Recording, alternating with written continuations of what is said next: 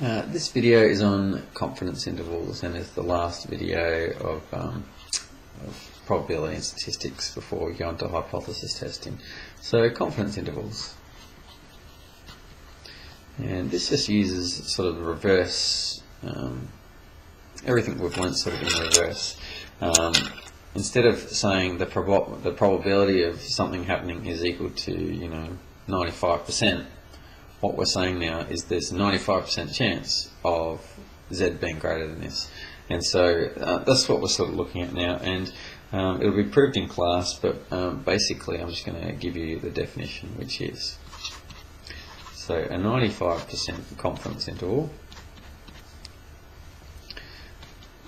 for mu is x bar minus 1.96 sigma over root n x bar plus 1.96 sigma over root n. Let me explain this. So you've got Australia. We've always got Australia, haven't we? And we're looking for, let's say, alright, weights. I always do weights. Sorry, it's weights.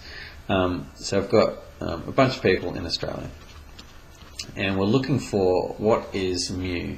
What is the average weight of all Australians? Okay, we're looking for that. Now we don't know, we never know what mu is. The point of statistics is to look at, well, if we take a sample of something, like what's going on with it, how accurate is it, blah, blah, blah, blah, blah. And so we never actually know what mu is, but we can estimate it. And what we're saying with confidence intervals is we're going to, how good is our estimate? So we're going to take a sample, and we take a sample from the, how good is that sample? So let's say we take, 5 people. 5 people from there, and we take the average of their weights. So first person is 80, second person is 101, second plus 92. So there's my 5 people, and divide by 5. That is my value of x bar. So just one sample. I've just taken one sample out of there, and I've got my x bar, and that's equal to 83.9. Okay, so that's my x bar. What I want to know is, how confident am I that the population is around there? What sort of thing? And this, these values, this is just an interval here. So this is the low number, and this is the high number. And what we're saying is we're 95% confident that this value that I took from the population, I've taken this sample mean here, 83.9, I'm going to say that it's between these two values. And so the higher the sigma is, the higher the confidence interval, and the higher the sample, sorry, I've lost it, the sample size is, that'll mean the smaller this confidence interval is. And which is better? We want a small confidence interval, because that means we're more confident about what exactly the number is. A large confidence interval tells us nothing, because it's like saying, oh, my age is somewhere between 0 and 50,000. It doesn't give you much idea of what the actual number is. But if I said my age is somewhere between 38 and 40, then it gives you a much better idea of what the actual value is. So that's what we're talking about here. Let's just do an example of this. So let's just say I want to know the, let's say mu is the mean of year 12 IQs or something like that. IQs, right? Now, it's a bit of a boring one, sorry. Mean of year 12 IQs. Let's say we take a sample of 20 students, and just at random, and that we get an x bar of 102. So we get that. And we know that the standard deviation for IQ is, I don't know what it is actually, but let's just say it's 15. I think that is actually what it is. Anyway, it doesn't matter. And yeah, that's what we've got. What we want to do is find a confidence interval for where what the actual mean of year 12s is. So the number of year 12s in Australia is, I don't know, whatever, 100,000, whatever it is. We've taken a sample size of 20. We want to know how confident are we that our value is in there. So our confidence interval x bar minus 1.96 sigma over root n, x bar plus. You'll see that that's exactly the same on both sides. It's just x bar plus, x bar minus. So that's equal to x bar. So 102 minus 1.96. Sigma is 15. N is 20, so root 20. X bar. So don't know why I wrote x bar. 102 plus 1.96. 15 over root 20. So that's my two values. I just need to go calculate those. So 102, 15, and 20. 102 plus. Oops. 1 point. Didn't get the 1. I saw that thing wiggling on the side of the screen. I don't like it. Times.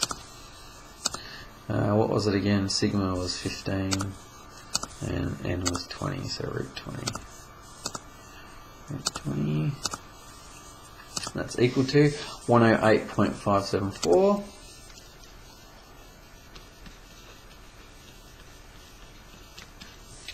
And I'll just do the minus one. Let's go up to that and let's change that to a minus. 95.426.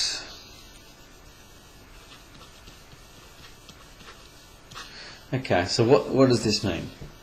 What we're saying is that the average mean of Year 12s in all of Australia, from our sample, we got an average of 102. We are 95% confident that the average IQ of all Year 12s in Australia is somewhere between 95.426 and 108.574. It gives us a confidence that it's somewhere in there. What would have made that confidence even smaller? Well, if sigma was smaller, in other words the variance was smaller, that would give us more confidence that it was smaller. And also if we increase the sample size, instead of taking 20, if we took 50, that would increase our confidence that the value lies somewhere in between there. And that's confidence intervals. You'll see here that this is x bar minus 1.96 sigma over root n, this is x bar plus that. And so if you've got whatever the value x bar in the middle, then you go that way by this amount and you go that way by this amount, and that's what you get. What this is called the margin of error in the confidence interval, margin of error. Okay, so it tells you how far it sort of goes left and right, how far apart they are. And so let's just write this down. The margin of error in a 95% confidence interval is simply 1.96, well, I'll write it down properly, m is equal to 1.96 sigma over root n.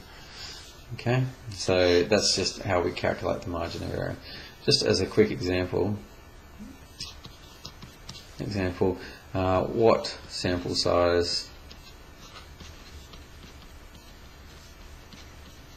should I take if I want, so I'm just trying to quickly get an example done, if I want a margin of error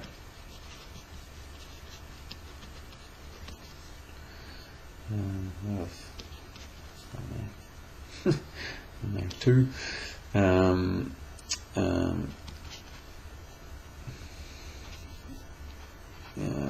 if I have a variable with sigma equal to 1.3. And so what you can do is, if you've got a situation where you're collecting data and you know what your margin error should be and the sigma of the standard deviation of this population, then what you can do is find the sample size. So how many samples do I need to take and take the average of to be fairly confident, knowing what your margin error is, to be find what your n is equal to.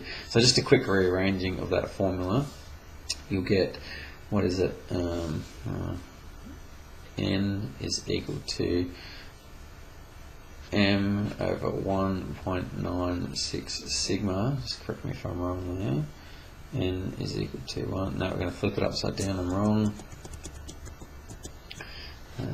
So it's 1.96 sigma over m all squared. So just rearranging that formula is that, and so to do this is 1.96 times your sigma, which is 9.3, over your margin of error 2 squared, etc. So you can find out what that's equal to. That's a typical question.